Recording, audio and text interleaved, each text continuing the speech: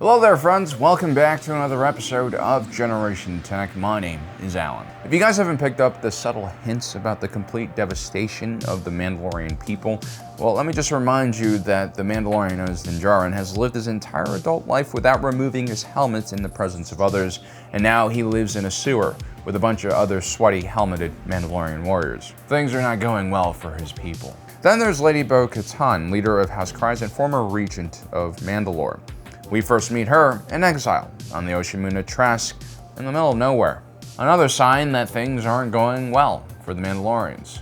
We then hear talks about a tragedy known as the Night of 1,000 Tears, which unlike a Night of 1,000 Stars is not full of hope and wonder, but just full of horror, devastation, and the loss of innocence. Specifically, the death of many Mandalorian cadets, the future of Mandalore, at the hands of a bunch of Imperial gunships. And so Mandalore has fallen, and the Empire has gunned down those who dare resist them. And the Mandalorians that remain in the galaxy now are scattered in diaspora. The appearance of such extreme factions like the Children of the Watch seem to be a side effect of this devastation and a massive loss of culture. And with each passing generation, more and more of these tribes will disappear until the last Mandalorian dies. Unless someone somehow can reunite the Mandalorian people. Because history tells us that people without a home will always be subject to oppression, cruelty, and eventually genocide. Your goal should be simple. Find a leader for your people and re-establish your nation. In the case of the Mandalorian people, all they have to find is their Mandalore.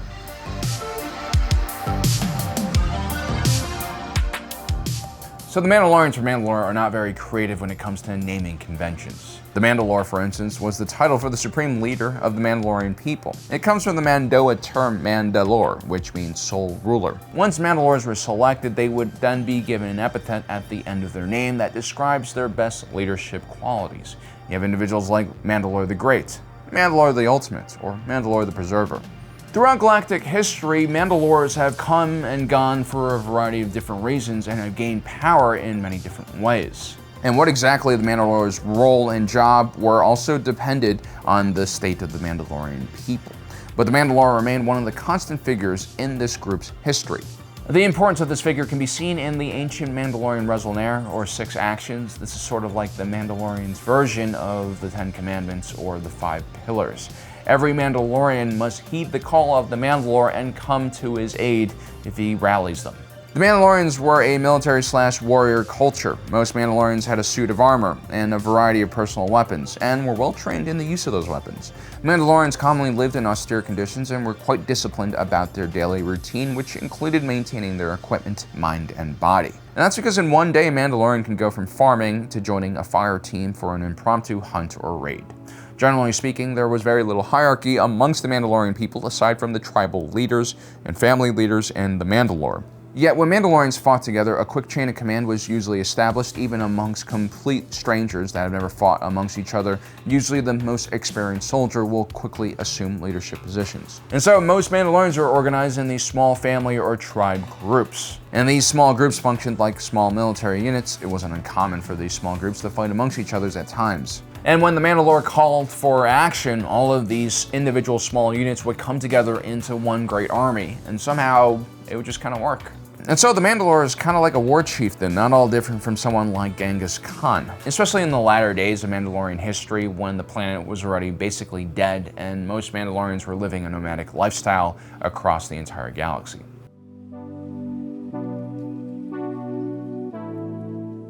So how one becomes Mandalore has changed from time to time. The first Mandalore, Mandalore the First, seems to have come into power all on his own. He had led his people as refugees to the world of Mandalore. A few generations later in Legends, the ruler Mandalore was distinguished by a golden mask with a telltale Mandalore T-shaped visor. It supposedly was passed down by Mandalore the First himself. From then on, whoever claimed the mask had a right to claim the throne. But after the devastating Mandalorian Wars, the Jedi Knight Revan tried to punish the Mandalorians by hiding the mask of the Mandalore. The Mandalorian people couldn't find this mask, and so they would remain leaderless for several centuries. Later on, we see another symbolic item being tied to the throne of Mandalore. This time, it's the Darksaber, a weapon created by Tar Vizsla in 1032 BBY. He is one of the first Mandalorians to ever join the Jedi Order. Not only did he create an unexpected peace between the Jedi and Mandalorians, he also would return to Mandalore and assume the title of Mandalore. During his time as a Jedi, he would forge the Darksaber, a very unique-looking black lightsaber. It would be determined that the individual who wielded this weapon had the right to claim the throne, and so the throne of Mandalore was now decided by a rite of combat between individuals fighting over the Darksaber. This is how Tar Vizsla's descendant Pre Vizsla loses the throne and the Darksaber to an outsider and Force user named Maul.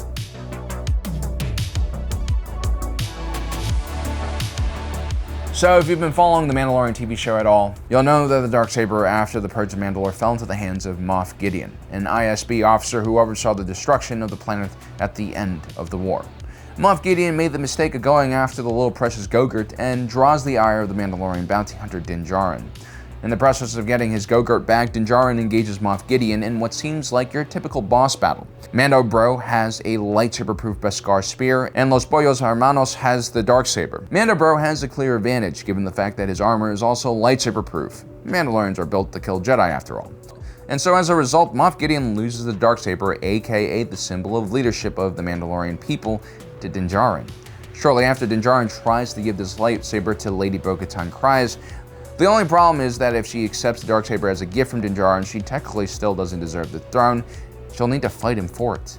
But these two Mandalorians clearly don't have any beef with each other, and Din Djarin definitely has no designs for the throne. I mean, this poor guy is still trying to figure out life here. I mean, he literally just found out that nothing bad would happen to him if he took his helmet off in front of others. This is, by the way, why having your leader succession being tied to a physical object is an extremely stupid concept. On top of that, Bo-Katan Kryze has a troubled history herself. She once belonged to the hated Death Watch clan, and was responsible for some heinous crimes against her own people, including aiding and abetting criminals in a false flag attack on her own planet.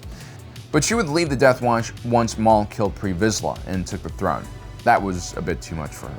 Either she's finally awakened to how stupid the Death Watch were, or she's just a racist against Zabraks. Bo-Katan tried to continue fighting against Maul's occupying government from the shadows, but without the Jedi and Republic military aiding her, Bo-Katan would have never been able to liberate the planet herself.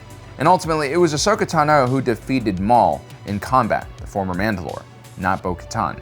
And it was under Bo-Katan's regency that Mandalore would fall to the Empire. She was unable to unite her people completely, and some families would defect to the Empire's side. It wasn't until very much later that the Jedi and Rebel Ezra Bridger would find the Darksaber, though. Maul had hidden the blade on Dathomir before the siege of Mandalore. Ezra in turn gave the Darksaber to a member of his crew, Sabine Wren. She would then return to Mandalore with the Darksaber and try to use it to free her people from Imperial rule. When she arrives to her ancestral home, though, Imperial collaborator Viceroy Gar Saxon seizes the Darksaber, and Sabine Wren must duel him and manages to retrieve the blade. This actually makes her the rightful owner of the Darksaber. Previously, Sabine Wren had only been given the blade, but then Sabine Wren decides that she's neither worthy or wants to rule Mandalore, and so she gives the weapon to someone she believes is much more qualified for the job, Bo-Katan. And for all of Mandalore.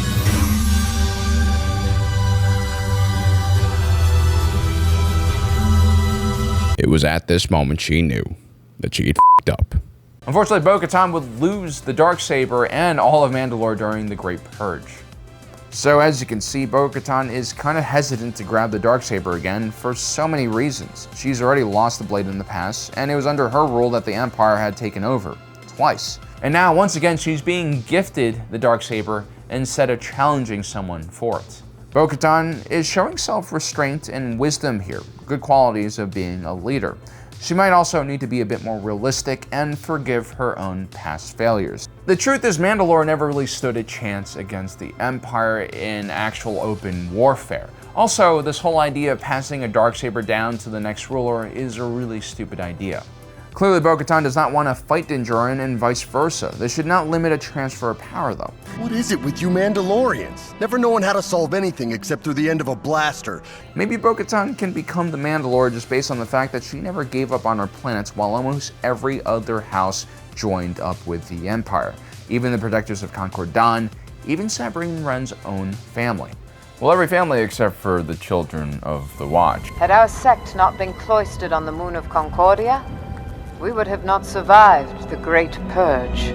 They escaped the carnage and went from being a small fringe faction to one of the few remaining factions left in Mandalorian society. We also find out why the Children of the Watch adhere to the way of the Mandalore so closely. They believe that the consequences for straying from tradition could be deadly. If it is won by creed in battle, It is said one warrior will defeat 20, and the multitudes will fall before it. If, however, it is not won in combat and falls into the hands of the undeserving, it will be a curse unto the nation. Mandalore will be laid to waste, and its people scattered to the four winds. And that's exactly what happened after Bo-Katan accepts the Darksaber as a gift. It's totally not because the Empire is a massive galactic-wide government facing off against a small regional power like the Mandalorians. So, as you can see, Bo-Katan will not be accepted by a good portion of Mandalorian society. And our people know that as well, which is why they're so against individuals in the Death Watch, like Din Djarin when they meet him. You do not cover your face. You are not Mandalorian. He's one of them. Think, Ferric. One of what? Had Mando not been giving off some adorable, worried dad vibes, they probably would have cut his head off. Clearly, there is still a secret power struggle still occurring between the Mandalorian diaspora. For now, though, Din Djarin holds on to the Darksaber, and maybe one day he could become Mandalore too, but as of now, he knows so little about the Mandalorian people and their history, along with what they're like now as a diaspora. He'll need to better understand the plight of his people in order to lead them. But that seems to be an important part of his journey and character development. Mando Bro might have started life in a cult, but the second he decided to go against one code, the Bounty Hunting Guild code, by saving Baby Yoda, he stopped following other people's instructions and began following his own guidance. Which means that Din Djarin has the signs of being an independent thinker. But if anyone thinks he'll remain a devout member of the Children of the Watch for much longer, it's probably just being naive. Din Djarin might be the key to it all. He's actually relatively open-minded. This is why he's made friends with all sorts of individuals.